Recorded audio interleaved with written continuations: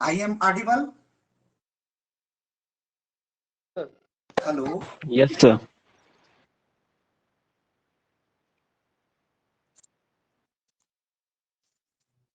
सभी को शुभ संध्या। मेरी आवाज आप तक पहुंच रही है? शुभ Yes, sir, संध्या आ रही है, सर, sir. आवाज आ रही है। हेलो।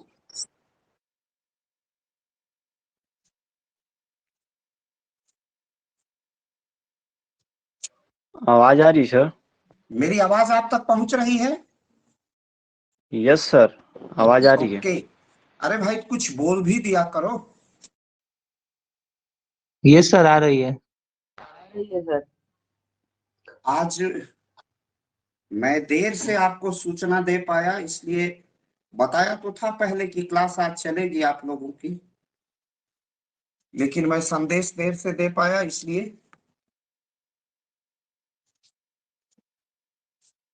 कहां तक लिखाए थे? सर, आपने हेनरी फ्योल ने क्या कहा उसके बारे में लिखवाया था। आपने लिखवाया था कि किसी भी कर्मचारी को केवल एक ही अधिकारी के आदेशों का पालन करना चाहिए। इसे ही आदेश की एकता कहा जाता है।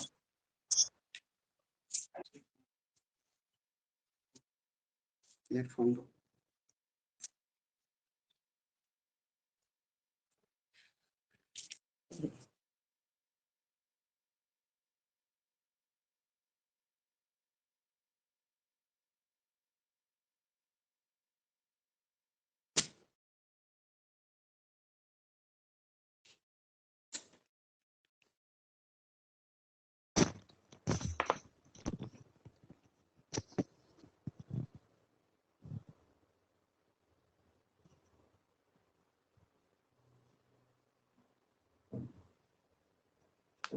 मेरी आवाज आप तक पहुंच रही है?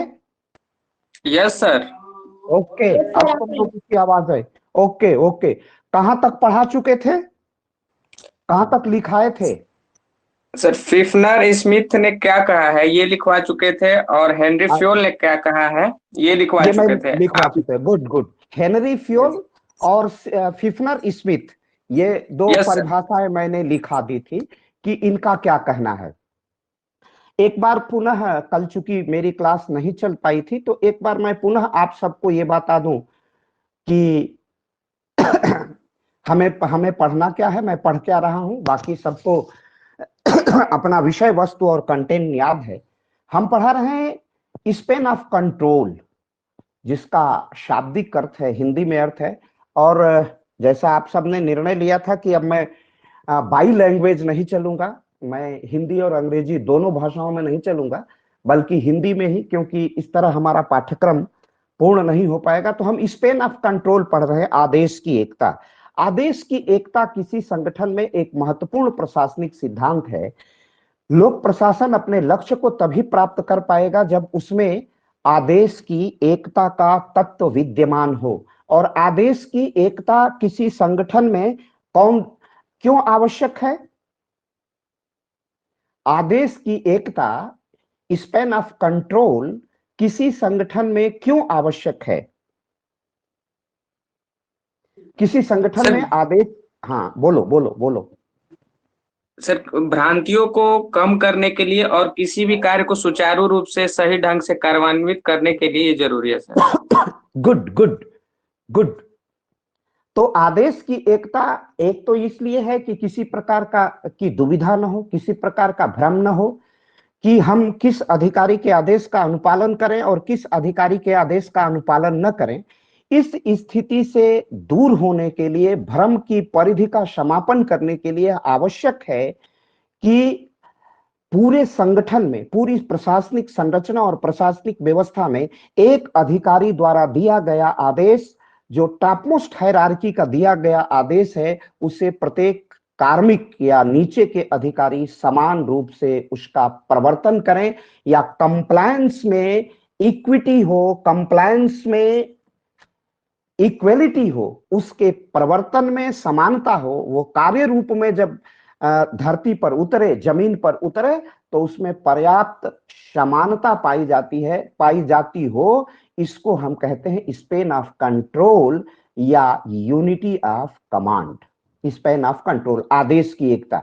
तो सर्वप्रथम आप सबको मालूम है, संगठन आपने जान लिया है कितने प्रकार के होते हैं। और ये संगठन हम लोग कौन पढ़ रहे हैं? स्पेन ऑफ कंट्रोल कहाँ है? स्पेन ऑफ कंट्रोल पाया जाएगा किस संगठन में पाया जाएगा? स्पेन ऑफ कंट्रोल औपचारिक संगठन में पाया जाएगा, क्योंकि जहां पब्लिक एडमिनिस्ट्रेशन है, जहां लोक प्रशासन है, वहां प्रशासन का स्वरूप औपचारिक होता है। और प्रशासन का स्वरूप औपचारिक क्यों होता है?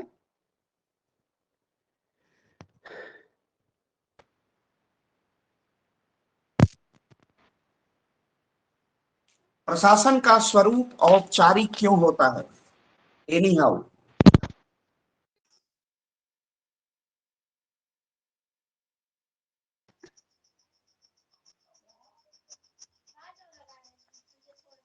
कोई भी उत्तर दे सकता है। प्रशासन का स्वरूप औपचारिक क्यों होता है? सर ये विधिक प्रशासन विधिक कार्रवाइयों से चलते हैं। अच्छा, विधिक कार्रवाइयों से। और विधिक कार्रवाई का अर्थ क्या है? संविधान के अनुसार। क्योंकि प्रशासन में उत्तरदायित्व, स्थिति, अधिकार सब कुछ होता है इसलिए। और सर व्यक्तिगत संबंध इसमें नहीं रहता है। व्यक्तिगत संबंध, सर औपचारिक औपचारिक संबंध नहीं होता है। अनौपचारिक नहीं होता है, औपचारिक होता है। सर इसमें अधिकार और उत्तरदायित्व स्थिति सर निर्धारण किया जाता है, विभाजित रहता है सर। इसका ठीक ढंग से आप सब उत्तर दीजिए। ठीक है, औपचारिक रहता है, ठीक रहता है। उसका कारण क्या है? मूल कारण क्या है? इसमें लोक कल्याण के लिए काम करने के लिए निर्धारित होता है। गुड।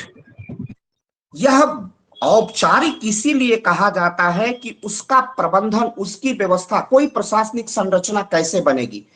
भारत में कौन सा प्रशासनिक व्यवस्था है? भारत की प्रशासनिक व्यवस्था का नामकरण क्या है? संसदीय शासन प्रणाली। संसदीय शासन प्रणाली का वर्णन भारत के कहां किया गया है? संविधान में। हाँ, संविधान के किस अनुच्छेद में किया गया है? 79 सर। 74 एंड 75। मेरे कहने का अर्थ है, बहुत आप लोगों ने ठीक बताया कि यह विधिक होता है। माने प्रशासन, या तो प्रशासन का निर्माण विधि द्वारा होगा अथवा संविधान के द्वारा होगा। क्यों? क्योंकि संविधान का निर्माण भारत के नागरिकों ने किया है। प्रियम्बल के पंक्तियों पर संविधान की उद्देशिका की पंक्तियों पर ध्यान दीजिए। उसमें क्या लिखा गया है? हम भारत के लोग भारत को संपूर्ण प्रभुत्व संपन्न पंथ निरपेक्ष समाजवादी गणराज्य, कौन है? We the people of India. इस संविधान का निर्माता कौन है? और इसी संविधान निर्माताओं ने देश में किस प्रकार की प्रशासनिक व्यवस्था हो, इसका संकल्प भारत की संविधान सभा ने लिया है। उसका प्राविधान भारत के संविधान में अंतः स्थापित किया गया है। तो जो भी भारत के संविधान में अंतः स्थापित किया गया है, भारत के संविधान में जिसका प्राविधान किया गया है, भारत के संविधान में जिस बात की व्यवस्था की गई है, वह व्यवस्था संसदीय शासन व्यवस्था है। और संसदीय शासन व्यवस्था की प्रतिस्थापना भारत के संविधान में की गई है। इसीलिए औपचारिक होता है। औपचारिक इसलिए कि देश, औपचारिक इसलिए कि एक इसकी औपचारिकता का निर्वहन होता है, इसमें फॉर्मेलिटी को पूरा किया जाता है। और क्या क्या फॉर्मेलिटीज है? फॉर्मेलिटीज क्या क्या है? औपचारिकता क्या क्या है? ये सब आप जानते हो। इसमें औपचारिकता क्या है, यह सब आप जानते हैं। सर अधिकार उत्तरदायित्व तो स्पष्ट किया जाता है सर। नहीं नहीं भाई, औपचारिकता मैं पूछ रहा हूं, फॉर्मेलिटी क्या की जाती है?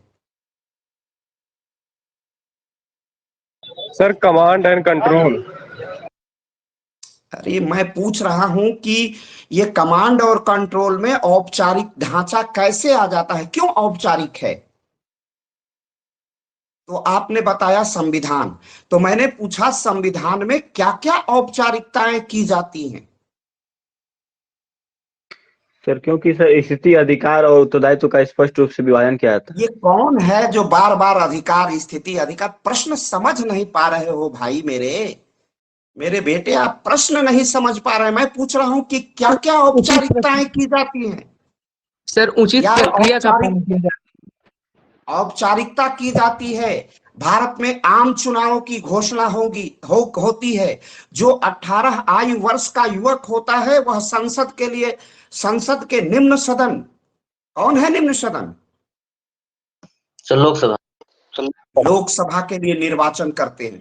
और लोकसभा में ये पहली शर्त, पहली औपचारिकता क्या है? सरकार के गठन के लिए गठन के लिए क्या किया जाएगा? लोकसभा के निर्वाचन की राष्ट्रपति अधिसूचना जारी करेगा। औपचारिकता नंबर 2। औपचारिकता नंबर 2, भारत के समस्त 18 आयु वर्ष के पुरुष और नारी जिनका नाम मतदाता सूची में पंजीकृत है, ऐसे मतदाता आम चुनाव में अपनी सहभागिता करेंगे। औपचारिकता नंबर 2। औपचारिकता नंबर 3 क्या होगा? जिस दल को बहुमत प्राप्त होगा। औपचारिकता नंबर 4, वह मेजॉरिटी या बहुमत प्राप्त करने वाला दल अपना एक क्या करेगा? लीडर निर्वाचित करेगा, नेता चुनेगा। ओके, अब नेता जब चुन जाएगा तो अगर वह 1/2 + 1 आधे से अधिक संख्या जिस पार्टी को आ गई, या कई पार्टियां मिलकर के अपना संसद में बहुमत प्राप्त करेगा, मेजॉरिटी 1/2 + 1 आधे से एक अधिक, यह औपचारिकता नंबर 5, तब उसे भारत के honourable president of India, Bharat के माननीय राष्ट्रपति के द्वारा उसे क्या किया जाएगा? उस व्यक्ति को जो संसदीय दल का पार्लियामेंट्री बोर्ड का लीडर इलेक्ट हुआ है, संसदीय दल का नेता निर्वाचित हुआ है, जिस पार्टी को बहुमत मिला है या गठबंधन को, उसे भारत के राष्ट्रपति द्वारा क्या किया जाएगा? शपथ दिलाया जाएगा। मूर्ख, यही संविधान में लिखा है, शपथ दिलाई जाएगी।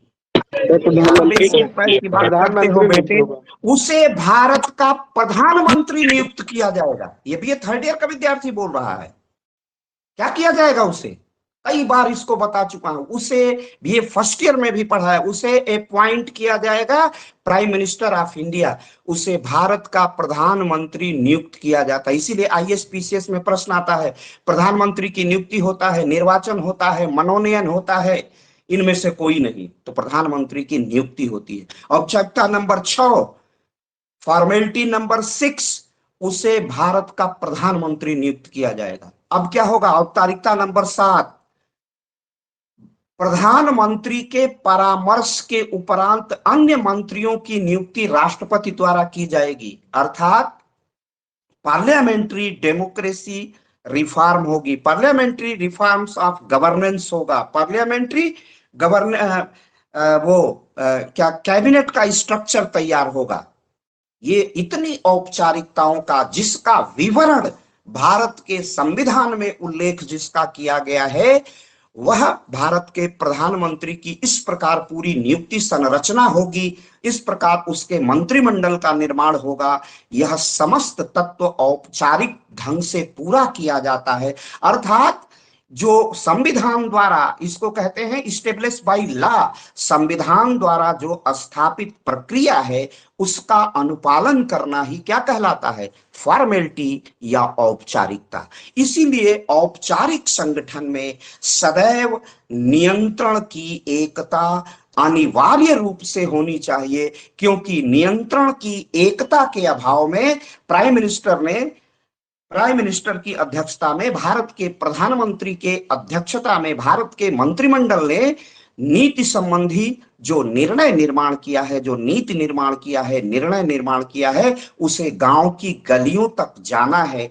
इस व्यापकता को सुनिश्चित करने के लिए आवश्यक है, इस व्यापकता को सुनिश्चित करने के लिए इस प्रशासन को पूर्ण रूप से, साकार रूप से, पूर्ण रूप से, सुचारू रूप से संचालित करने के लिए इतनी औपचारिकताओं का परिपालन करना होता है और इन औपचारिकताओं का विवरण भारत के संविधान में उपबंधित किया जाता है। इसीलिए औपचारिक संगठनों में नियंत्रण की एकता बनी रहती है और नियंत्रण की एकता प्रशासनिक सफलता का मूल मंत्र होता है। क्योंकि अगर देश के और भारत के संविधान में भारत के मंत्रिमंडल के लिए आदर्श स्थापित किए गए हैं, जिसे आप बीए फर्स्ट ईयर में क्या पढ़े हैं, भारत के मंत्रिमंडल में या भारत के प्रशासन के सामने जो आदर्श है उसको क्या कहते हैं?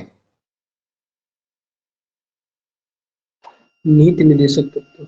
गुड, उसको कहते हैं नीति निर्देशक तत्व। बहुत अच्छी बात, वेरी गुड।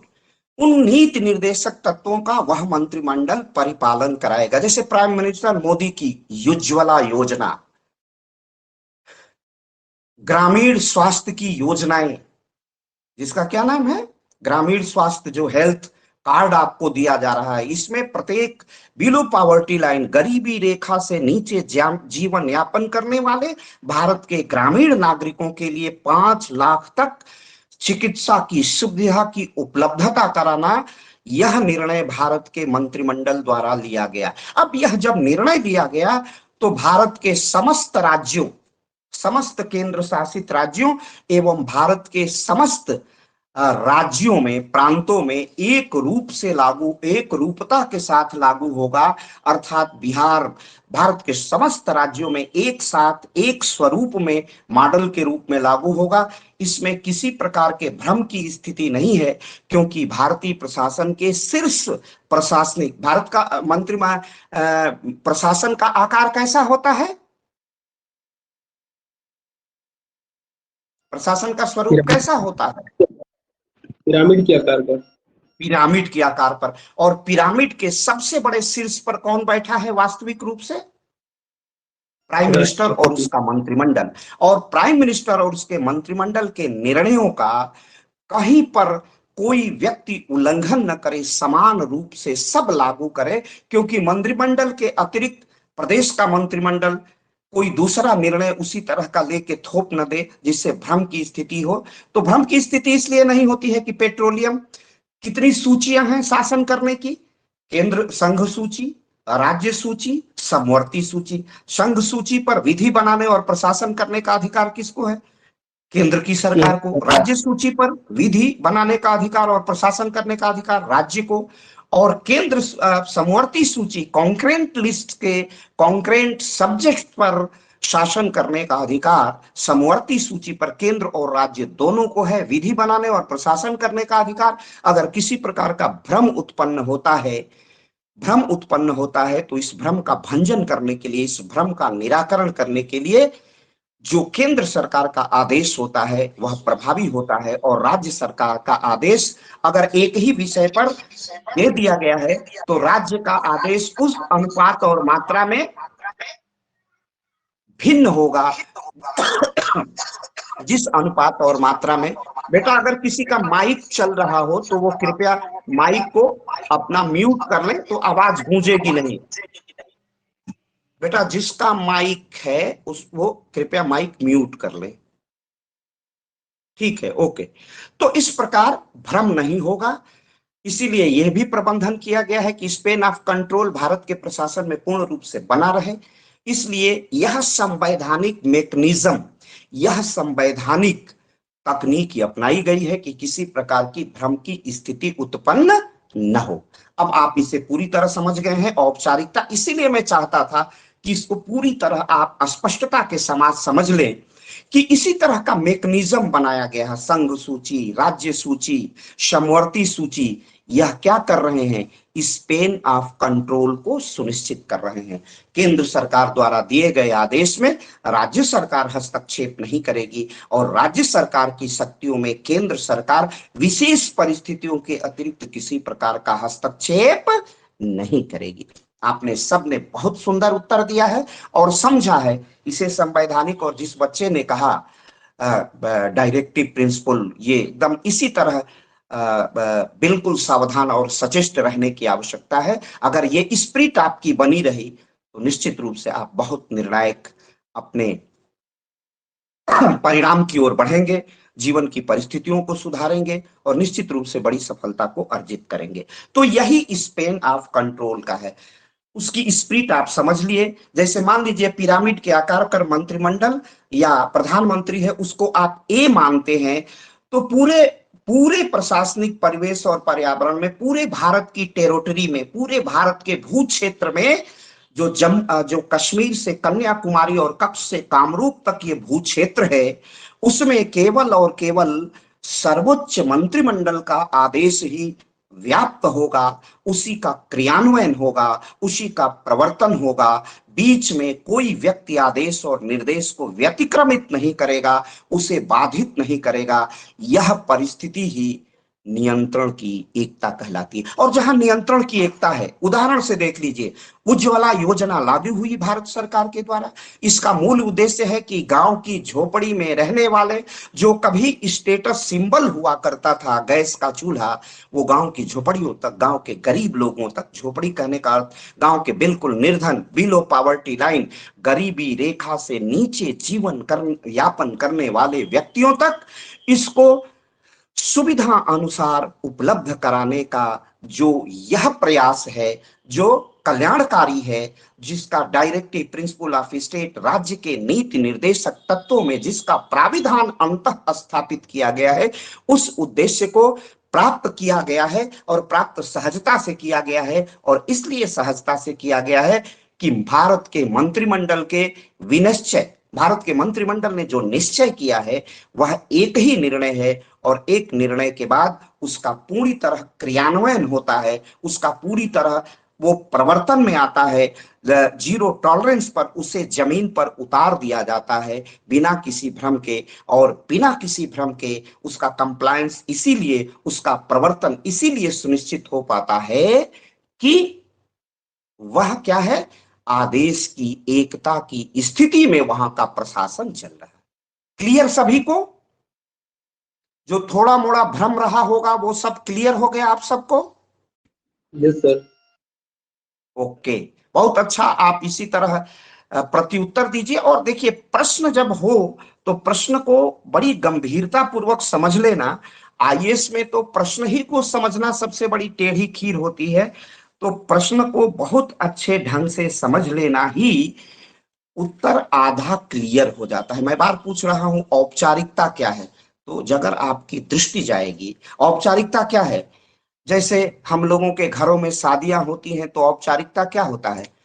गैदरिंग की जाती है, एक महोत्सव मनाया जाता है, सारे लोगों को आमंत्रित किया जाता है, ये औपचारिकता है। क्यों? क्योंकि इस वैवाहिक संबंध का उद्देश्य सामाजिक मान्यता को प्रदान करना है कि यह जो एक स्त्री और पुरुष का वैवाहिक संबंध प्रतिस्थापित हो रहा है, इसे लोगों द्वारा मान्यता दी जाए, इसे लोक वैधता प्राप्त हो जाए, इसी को औपचारिकता कहते हैं। और जो औपचारिकता, ये गैदरिंग करके लोगों की, बंधु बांधवों, रिश्तेदारों को मिला के ये औपचारिकता की परिपूर्ति होती है, वैधता प्राप्त होती है। और भारत के संविधान का निर्माण किसने कराया है? भारत के लोगों ने, भारत की जनता ने।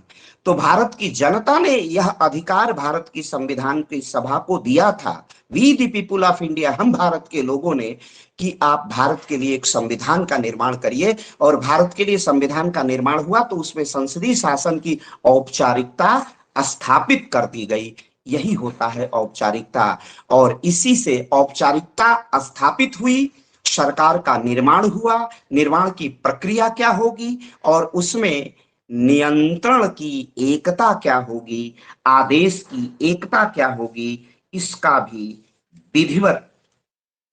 विधिवत क्या किया गया है? विधिवत स्थापना की गई है। इसी को हम कहते हैं आदेश की एकता। क्या विधिवत स्थापना की गई है? कि संघ सूची के विषयों पर शासन और विधि का अधिकार केंद्र सरकार को, राज्य सूची के विषयों पर विधि और प्रशासन का अधिकार राज्य सरकारों को, और समवर्ती सूची के विषयों पर विधि बनाने और प्रशासन करने का अधिकार किसको? केंद्र और राज्य दोनों को। लेकिन केंद्र और राज्य में अगर टकराव होगा तो केंद्र की विधि, संघ की विधि प्रभावी होगी, संघ का प्रशासन प्रभावी होगा, और राज्य का प्रशासन अगर एक ही विषय पर है तो राज्य वाला शून्य हो जाएगा और केंद्र का कानून प्रभावी हो जाएगा। इसी को हम कहते हैं प्रशासन में आदेश की एकता। आदेश की एकता हमने बहुत उसके आप लोगों ने लिख लिया है बहुत बड़े भाग को। इसी को हम कहते हैं आदेश की एकता के का सिद्धांत। और आदेश की एकता के सिद्धांत के आपने हेनरी फेयोल की परिभाषा देख ली, आपको हमने फिफनर और स्मिथ बता दिया था। और इन सब हेनरी फेयोल, फिफनर, स्मिथ के जानने के बाद अब हम देखते हैं कि क्या क्या गुण हैं आदेश की एकता के सिद्धांत से, क्या क्या लाभ होता है। नेक्स्ट लिखिए, आदेश की एकता के सिद्धांत के, आदेश की एकता के सिद्धांत के निम्नलिखित प्रशासनिक लाभ प्राप्त होते हैं। आदेश की एकता सिद्धांत का लोक प्रशासन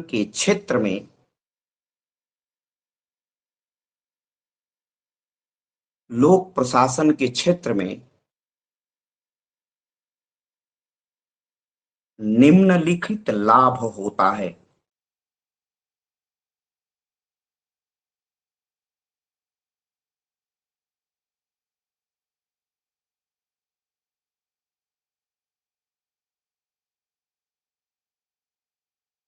निम्नलिखित लाभ होता है जिसको निम्नलिखित बिंदुओं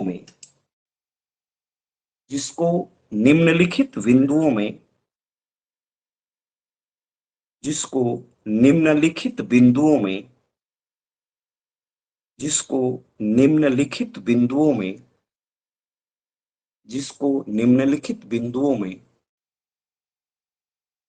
व्यक्त करना माने एक्सप्रेस करना, निम्नलिखित बिंदुओं में व्यक्त करना,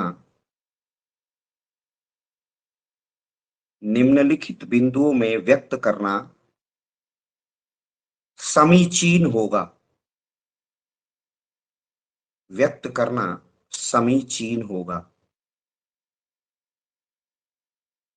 व्यक्त करना समीचीन होगा। समीचीन मतलब सत्य के निकट होगा, सत्य के निकट।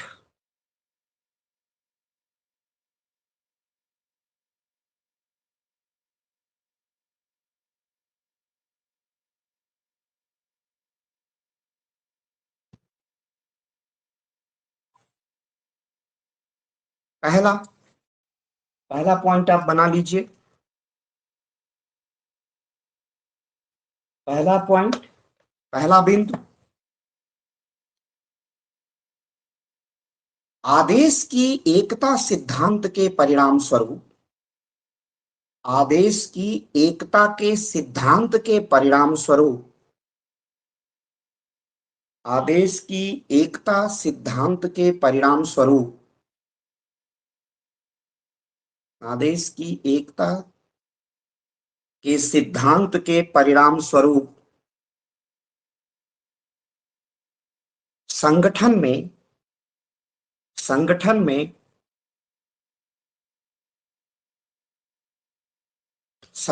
में एक प्रशासक,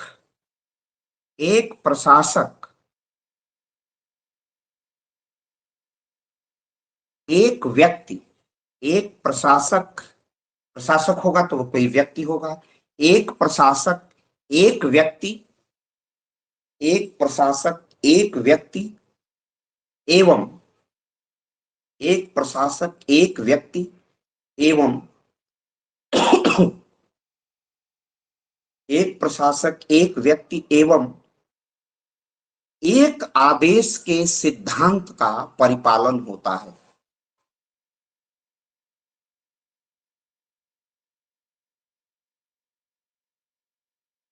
एक सिद्धांत के आदेश का परिपालन होता है।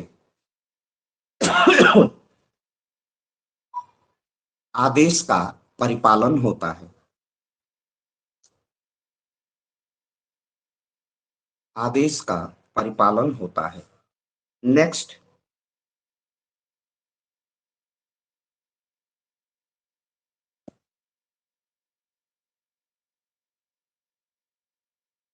आदेश की एकता सिद्धांत का, आदेश की एकता के सिद्धांत को, आदेश की एकता के सिद्धांत को, एकता के सिद्धांत को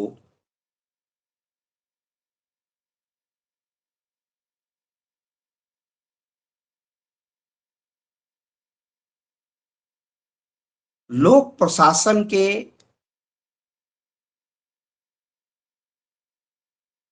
लोक प्रशासन के, लोक प्रशासन के,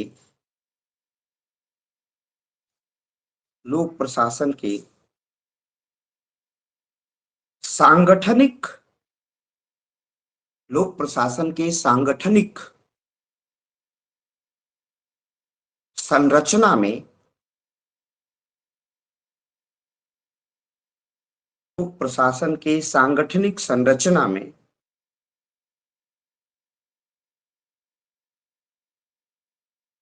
लोक प्रशासन की सांगठनिक संरचना में अंगीकार करने के उपरांत, अंगीकार माने अंग लगाने, या अंगीकार करने माने अंग लगाने या स्वीकार करने, अंगीकार करने के पश्चात, अंगीकार करने के पश्चात, अंगीकार करने के पश्चात, अंगीकार करने के पश्चात लोक प्रशासन की कार्यक्षमता में, कार्यक्षमता एवं कार्यकुशलता में, लोक प्रशासन की कार्यक्षमता एवं कार्यकुशलता में, एवं कार्यकुशलता में व्यापक वृद्धि होती है।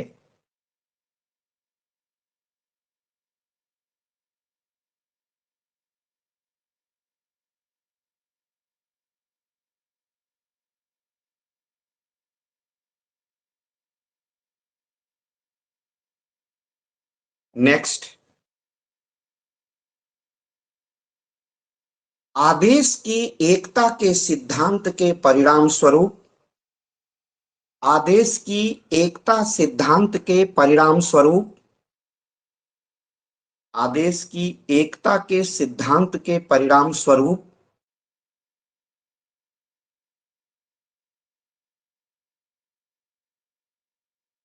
प्रशासन में,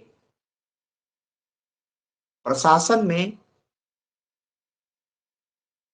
प्रशासन में संशय या भ्रम की स्थिति नहीं होती है। प्रशासन में संशय या भ्रम की स्थिति नहीं होती है। प्रशासन में संशय या भ्रम की स्थिति नहीं होती है।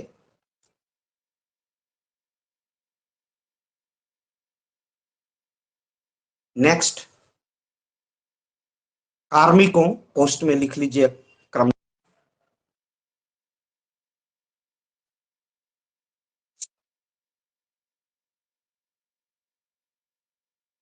कार्मिकों, कार्मिकों, आवाज पहुंच रही है ना? यस सर, आ रही है।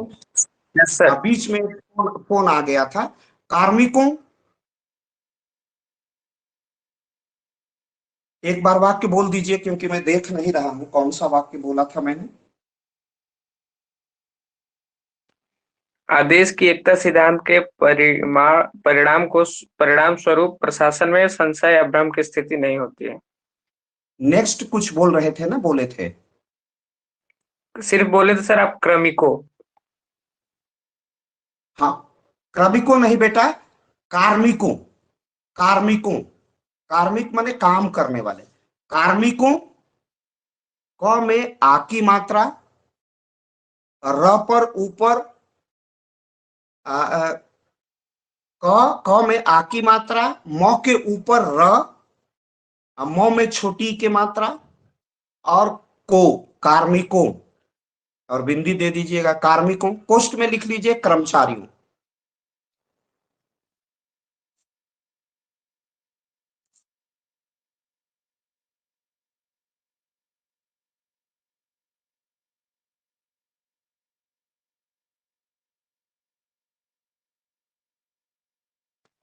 सर आपकी आवाज नहीं आ रही है। वॉइस नहीं आ रही है। आवाज नहीं आ रही।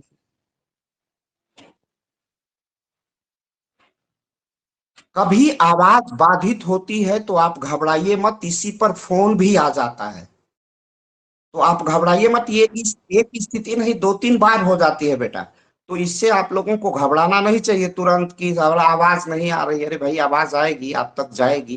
बीच में वो फोन कर रहे थे, ठीक है। वो बच्चों का रिजल्ट पॉलिटिकल साइंस का ना लेक्चरर अंग वो बन गए हैं, तो मेरे पढ़ाए हुए मेरे कुछ जूनियर्स बन गए हैं, तो वो लगातार फोन कर रहे हैं, तो इसीलिए है मैं फोन बार बार काट रहा हूँ। एक को तो रिसीव भी करना पड़ा।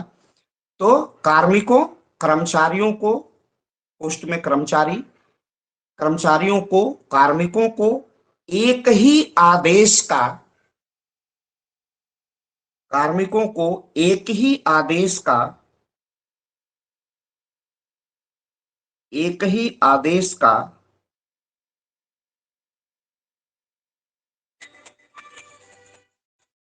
एक ही आदेश का एक ही आदेश का परिपालन करना होता है। एक ही आदेश का परिपालन करना होता है। एक ही आदेश का परिपालन करना होता है।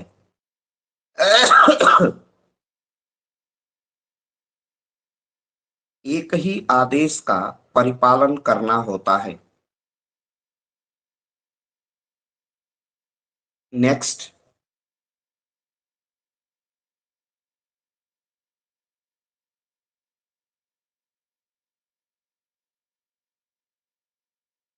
प्रशासन की कार्यकुशलता में वृद्धि होती है, इसको समझा चुके हैं। जब कोई बाधा नहीं होगी, एक ही आदेश होगा, भ्रम नहीं होगी, तो कोई भी कर्मचारी अपने कार्य को सहजता से करेगा, उसमें कोई भ्रम नहीं होगी, तो वो कुशलता से कार्य को संपन्न करेगा। प्रशासन में कार्य कुशलता की वृद्धि होती है। प्रशासन में कार्य कुशलता की वृद्धि होती है।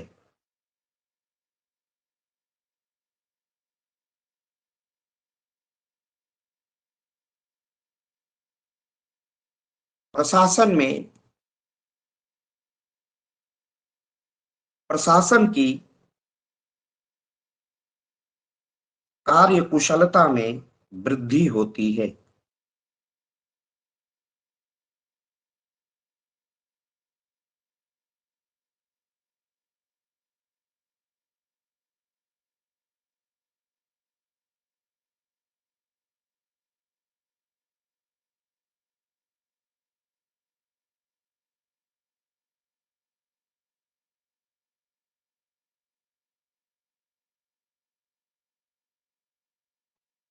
नेक्स्ट, प्रशासन की कार्यकुशलता में वृद्धि होती है।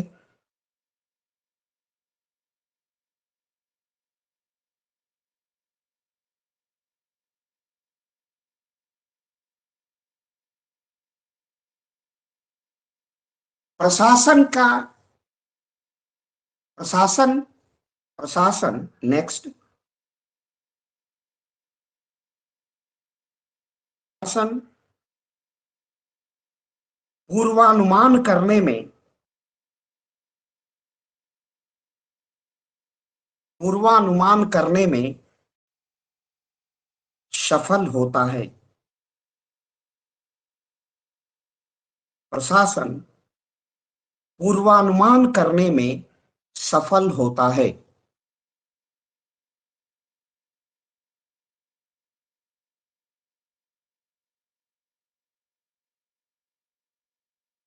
प्रशासन पूर्वानुमान करने में सफल होता है।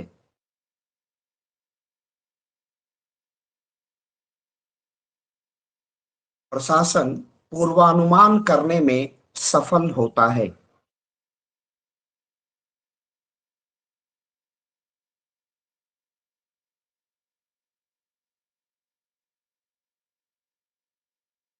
प्रशासन जैसे पूर्वानुमान करता है, प्रशासन को पता है कि प्रत्येक साल जुलाई में बाढ़ आती है, तो वो किसानों के ऋण माफ करता है। तो जब प्रशासन की कार्यकुशलता बनी रहती है तो वो पूर्वानुमान कर लेता है कि बाढ़ आएगी तो हमें ऋण से मुक्ति करना है। अगर जुलाई मौसम में ठीक बरसात नहीं होती तो प्रशासन इस बात के लिए तैयार होता है कि हमें ऋण को माफ करना है, सूखा राहत उपलब्ध कराना है। तो इस प्रकार प्रशासन में अगर कार्यकुशलता होती है तो वो पूर्वानुमान भी सहजता से कर सकता है, जिसे स्केलर पद्धति कहते हैं। पहले से हम स्केलिंग कर लेते हैं कि हमारी इस प्रशासन इस प्रकार कार्य करेगा। अगर सूखा आएगी तो ऋण को बंद कर देगा, अगर बाढ़ आएगी तो बाढ़ राहत सामग्री वितरित करेंगे, फसलों की जो बर्बादी होती है, फसलों का जो नुकसान होता है उसकी भरपाई का प्रयास होता है। तो ये पूर्वानुमान और स्केल प्रशासन पहले से कर लेता है। यह इसलिए कर लेता है कि वह कार्यकुशल है, और कार्यकुशल इसलिए है कि वहां पर आदेश की एकता का तत्व सिद्धांत विद्यमान है, अस्तित्वमान है, पाया जाता है, एकता का तत्व पाया जाता है। प्रशासन के कार्यों में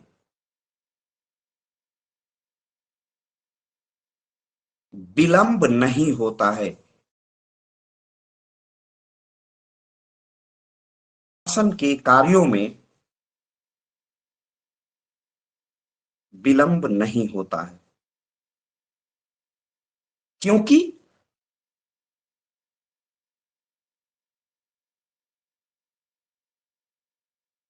क्यों ऐसा होता है? प्रशासन के कार्यों में विलंब क्यों नहीं होता है? क्योंकि सर उसमें उद्देश्य साफ रहता है कि हमें करना क्या है और भ्रांतियां नहीं रहती है। गुड, एकदम बिल्कुल कोई भ्रम नहीं रहता है, बिल्कुल स्पष्ट होता है कि हमें यही काम करना है, दूसरा कोई काम नहीं करना है, अर्थात यही एक आदेश है, इसी आदेश का पालन करना है। तो बिल्कुल कोई भ्रम की स्थिति नहीं है, किसी प्रकार की कोई दुविधा नहीं है, इसलिए वो प्रशासन बहुत अच्छे ढंग से कार्य करता है। Good, next.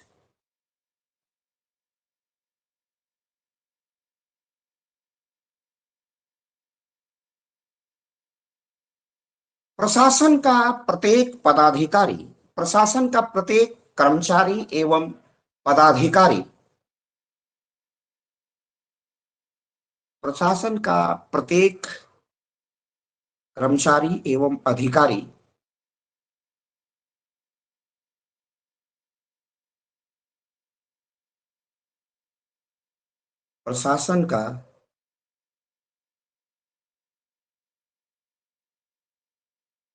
प्रशासन का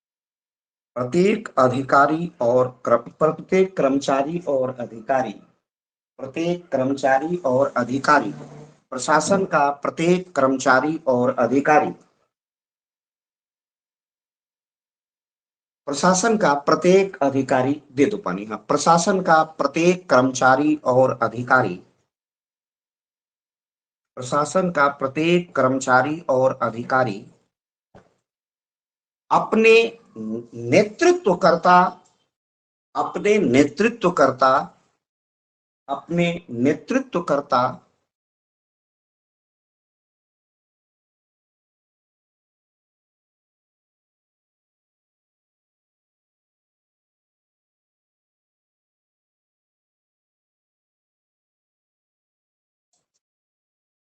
नेतृत्वकर्ता को भली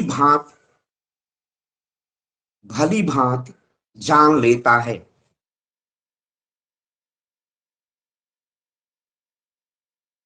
भली भांति जान लेता है।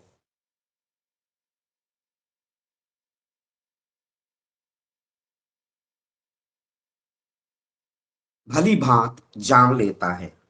जैसे मैंने आपको उदाहरण दिया था, आपको एक आरेखन के माध्यम से मैंने हायरार्की समझाई थी, उसी तरह आदेश की एकता हायरार्की का ही एक अगला कदम है। आदेश की एकता पद सोपान की ही प्रक्रिया है। तो इसमें सबसे अच्छी स्थिति होती है कि आदेश की एकता के सिद्धांत का जैसे ही हम परिपालन करते हैं, जैसे ही हम इसे लागू करते हैं, आदेश की एकता के सिद्धांत को जब हम स्वीकार करते हैं, जब हम उससे जान जाते हैं, तो मैंने उदाहरण दिया था कि DGP, director general of police, police महानिदेशक हमारा कौन है, हमारा नेता कौन है, उसको वो जान लेता है। और जब जान लेता है तो अपने नेता के आदेशों का, अपने नेतृत्वकर्ता प्रशासनिक अधिकारी के निर्देशों का सम्यक निर्वहन करता है। अपने प्रशासनिक अधिकारी के नेतृत्वकर्ता को भली भांति उसका संज्ञान होता है, उससे भली भांति परिचित हो जाता है, उसके स्वभाव से, उसके कर्म से, उसकी कर्मनिष्ठा से, उसकी संविधान और विधि के प्रति आस्था से, उसके नागरिकों के लिए किए गए, नागरिकों के प्रति प्रतिबद्धता और नागरिकों के लिए किए गए कार्यों से वह प्रशासनिक अधिकारी भली भांति परिचित हो जाता है। इसलिए प्रशासनिक अधिकारियों को से वह सारे कर्मचारी और अधिकारी अपने नेतृत्वकर्ता शीर्ष प्रशासनिक अधिकारी से परिचित हो जाते हैं। यह इस सिद्धांत का सबसे बड़ा लाभ होता है। और कहा जाता है कि जब किसी प्रशासन में प्रशासनिक अधिकारी और कर्मचारी में एक अंतर संबंध, एक अंतः संबंध स्थापित हो जाता है कि ये मेरा अगुआ है, ये मेरा नेता है, ये मेरा नेतृत्व करता है, ये मेरा सबसे शीर्ष प्रशासनिक अधिकारी होता है, उसका सम्यक संज्ञान हो जाता है, तो उसके आदेश का अनुपालन करना हर कर्मचारी के लिए क्या हो जाता है, आदेश होता है। उसके मन में बैठ जाता है कि यह व्यक्ति मेरा डीजीपी है और बढ़िया शासन कर रहा है, उसने जो निर्णय लिया है वह प्रदेश की जनता के पक्ष में होता है। तो ऐसी स्थिति में प्रशासन के सारे कार्मिक और पदाधिकारी अपने नेतृत्वकर्ता को जब जान लेते हैं, जैसा आज पूरा भारत अपने प्रधानमंत्री को जानता है, उन पर भरोसा करता है, उसी प्रकार जब कर्मचारी और अधिकारी अपने नेता से परिचित हो जाते हैं तो ऐसे नेता के प्रति उनकी प्रतिबद्धता, ऐसे नेता के द्वारा लिए गए प्रशासनिक निर्णयों को लागू करना या प्रवर्तन में लाना अत्यंत सहज और सरल हो जाता है। यह पद सोपान का पद सोपान, यह आदेश की एकता सिद्धांत का विशिष्ट लाभ होता है। अब इन लाभों के विषय में हम लोगों ने पढ़ लिया। अब ये अध्याय समाप्त है, क्योंकि इस पर एक छोटा सा ये टिप्पणी करने के लिए आता है, अथवा इस पर टिप्पणी करने के लिए ही अधिकतर यह प्रश्न पूछता है। आदेश की एकता का सिद्धांत में बहुत बड़ा प्रश्न नहीं आता है, छोटा ही होता है ये। तो आपने इसे पूरी तरह समझ लिया। अब इसमें समाप्त हो गया, यही इसकी थीम थी। लेकिन कला के विषय में कोई भी प्रतिपाद्य विषय, कोई भी मान्य सिद्धांत आलोचना के परे नहीं होता है। एक्सरसाइज में इसीलिए पूर्ण अंक नहीं दिया जाता है। आज जो सिद्धांत बना है इससे और श्रेष्ठ सिद्धांत बन सकता है, उससे और श्रेष्ठ, उससे और श्रेष्ठ, उससे और श्रेष्ठ। श्रेष्ठता की कोई यहाँ सीमा नहीं होती है, सुंदरता की और अच्छाई की कोई सीमा नहीं होती है। क्यों नहीं होती है? क्योंकि आने वाली पीढ़ियां और आने वाले जानकार लोग और बढ़िया करते जाएंगे। इसीलिए यह विज्ञान की तरह नहीं है कि 2 + 2 = 4 हो गया, इसके बाद वो 5 नहीं हो सकता है, ये निश्चित है। लेकिन प्रशासन में जो पहले का प्रशासन था उससे आज का प्रशासन बेहतर, कल का और बेहतर, कल का और बेहतर की संभावनाएं बनी रहती हैं।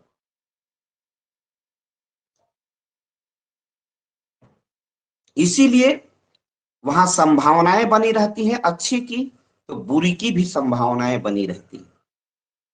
ये कला के विषयों का विशेष पक्ष होता है, और क्यों होता है उसके पीछे भी एक वैज्ञानिकता होती है। विज्ञान किसे कहते हैं? जो कार्य कारण पर, संबंधों पर आधारित हो। जैसे ठंडी का मौसम आ गया, शरद ऋतु आ गए, तो हमें गर्म कपड़े पहनने पड़ेंगे क्योंकि वातावरण ठंडा हो गया है। तो वातावरण के ठंडा होने का कारण क्या है? ठंडी हवाओं का चलना। बरसात हुई है तो मिट्टी गीली है, तो मिट्टी के गीले होने का कारण क्या है? बरसात का होना। तो ये कार्य कारण संबंधों पर आधारित है, तो इसे हम विज्ञान कहते हैं। लेकिन कला के विषयों में अगर संभावनाओं को सीमा में नहीं बांध सकते, इससे नरेंद्र मोदी से इनसे भी बेहतर प्रधानमंत्री भारत के लिए आ सकता है। इसीलिए यहाँ संभावनाओं का समापन नहीं होता है। इसीलिए कला के विषय जहां संभावनाएं समाप्त नहीं होती हैं, हर विषय तर्क की दृष्टि पर खरा भी उतर सकता है, नहीं भी उतर सकता है। किसी तथ्य की आलोचना भी हो सकती है। आज जो तथ्य स्वीकार्य है, कल स्वीकार्य नहीं हो सकता है। हम कल योजना आयोग तक सीमित थे, आज नीति आयोग पर आ गए हैं। पहले हम अपने घाटे के बजट को पूर्ति के लिए नोट छाप देते थे, आज हम रिजर्व बैंक से कर्जा लेते हैं। तो अर्थनीति भी बदल चुकी है। हम पहले समाजवादी कल्याणकारी अर्थव्यवस्था में थे, अब हम खगोलीकरण के दौर में एक उदारवादी अर्थव्यवस्था में हैं। प्रशासन को बहुत मात्रा में यू टर्न लेना पड़ता है, तो इसलिए ये परिवर्तन देखने को मिलता है। एक ही सिद्धांत पर हम अटल नहीं हैं, तो उसी तरह कोई एक सिद्धांत अटल नहीं हो सकता। कोई सिद्धांत हर युग के लिए समर्थ और उचित नहीं हो सकता, प्रासंगिक नहीं हो सकता। इसी तरह यह आदेश की एकता का सिद्धांत कितना भी अच्छा होने के उपरांत, आदेश की एकता का सिद्धांत आलोचना से परे नहीं हो सकता है। तो अब आदेश की एकता के सिद्धांत पर हम आलोचना कल लिखाएंगे। मेरे पास समय है। कल हम दूसरे विषय में प्रवेश करेंगे, केंद्रीकरण और विकेंद्रीकरण। इसमें आलोचना बहुत थोड़ी सी है, उसके बाद हम निष्कर्ष पर आ जाएंगे और इसके बाद हम देखेंगे कि नियंत्रण की सीमा क्या होनी चाहिए, कितनी मात्रा में नियंत्रण होना चाहिए। अब एक दिन का लेक्चर अभी और है, 2 लेक्चर का ये होता है, पूरा होता है। अभी नियंत्रण की सीमा, उसमें स्केलर के सिस्टम्स वगैरह समझना है, इसको हम लोग कल पूरा करते हैं।